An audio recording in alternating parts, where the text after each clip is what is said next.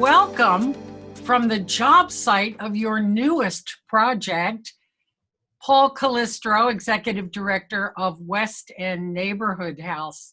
Thanks for making the time. Sharon, thanks for having me. I always enjoy spending time with you. Well, and there is much to talk about in our 10 or 12 minutes. Your organization, West End Neighborhood House, is, for all intents and purposes, 135 or 40 years old, and you keep reinventing yourself to some extent. I mean, the people you serve are evolving, and you keep growing. Tell me about this latest project, if you will. So this latest project is like all the rest of our project. It's a result of listening to people who say, can you help with this problem?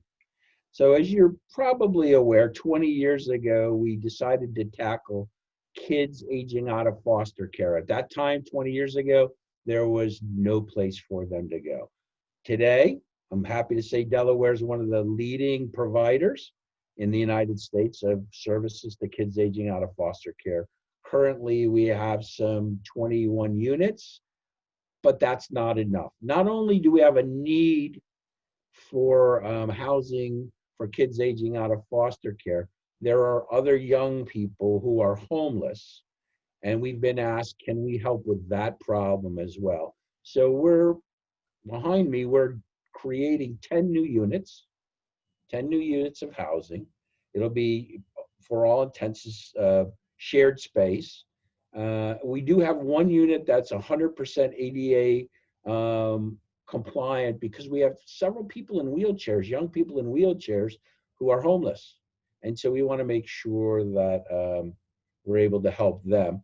And in addition, and this is interesting, we are recycling and repurposing vacant and blighted properties. The site behind me was a vacant and blighted property we bought for $1 from the land bank. And down the street, right down around the corner, is an empty bar, was an empty tavern, the Green Gate Pub. And we are retrofitting that to be offices to support this population and a first floor drop-in center for homeless youth. And so it'll be the first of its kind in Delaware. And again, we're doing it because our friends at Friendship House and some other providers of service for people who are experiencing homeless asked us if we could try to focus in on the youth who just weren't being served in the other centers. Paul, I have to ask you about how you've been functioning during the pandemic. My God, the population that you're dealing with already struggling with homelessness. How has West End been dealing? First of all, I'm just proud. You know, I'm proud because we work with a great team of volunteers and a great team of employees. So I'm just one more cog in the wheel. But in February, the end of February, as COVID was evolving, we had to make a really hard decision. No one knew what to do. Should we close up? Should we work from home? What should we do? And we decided that, you know what, in a national emergency, and this is what we think of it, much like a hurricane, people would need us more now than ever. So we decided, we had three things we decided. Number one, we're going to stay open, and we are going to come to work and serve people in new and different ways, whatever the community needs. That's number one. Number two, all employees will be physically and financially safe. So everything we can do to prevent them from getting sick with COVID, but also making sure we didn't lay anyone off.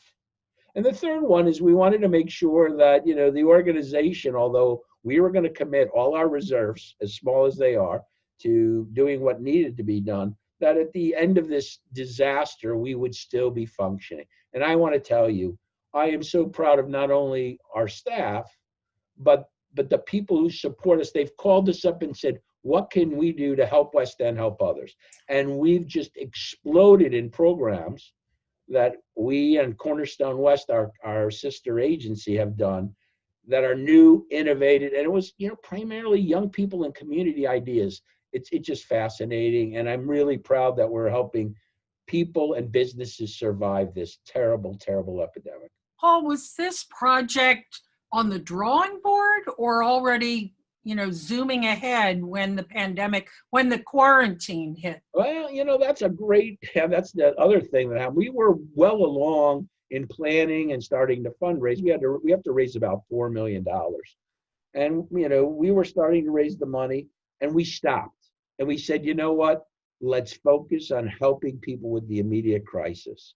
And then in about July, August, we said, okay, we think we've got programs helping people.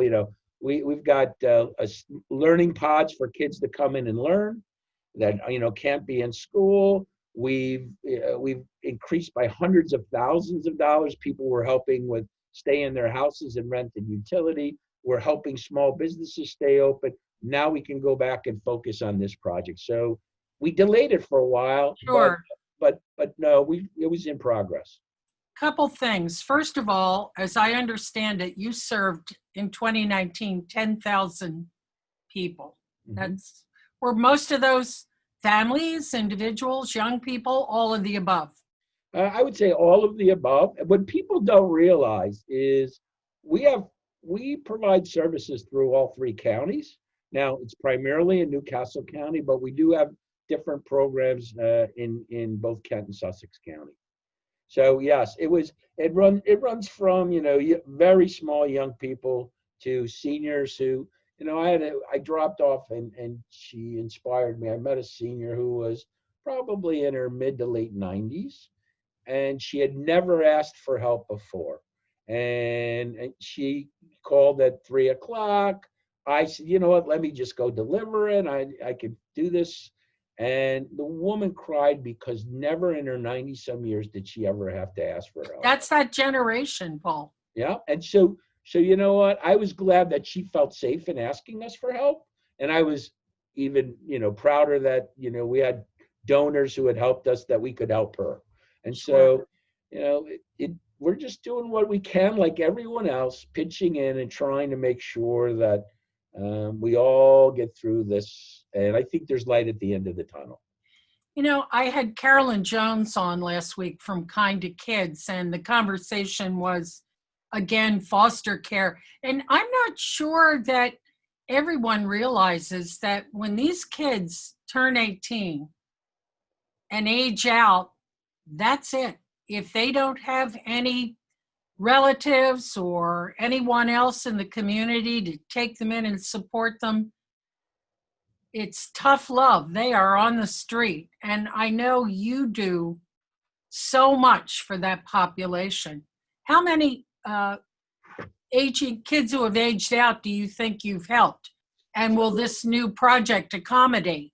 So, over a period of time, we've helped probably over 500 young people who are aging out of foster care, right? This new project will, accommodate 11 beds, 11 places for folks to stay, but we're anticipating probably another 100 young people. And we're also focusing on kids who've been bullied and gay, lesbian, transgender, bi.